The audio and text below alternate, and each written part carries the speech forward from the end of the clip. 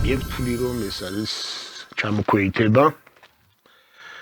და პირადად ჩემი მოსაზრება არის რომ ეს ჩამოქვეითება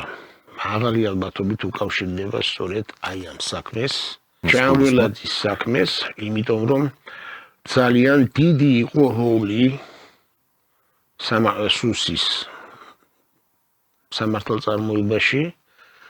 და იმ შედეგში რისი დაყენებაც სურდათ უკანონობით მტკიცებულებათა ფალსიფიკაციით და ზეწოლით. მე მინდა გითხრათ რომ ძალიან ბევრი საქმე რომელშიც სუსს ჰქონდა მნიშვნელოვანი როლი ძალიან აკოთდა ეს საქმეები მათ შორის სასამართლოშიც და აი ამ საქმეზეც ჯანგულაძის საქმეზეც ყველაფერი დადგა თავდაღირა იმიტომ რომ მტკიცებულებები არ იყო ვერ შექმნეს რაიმე მნიშვნელოვანი მტკიცებულებები და სუსს ჰქონდა მაშინ აინტერესება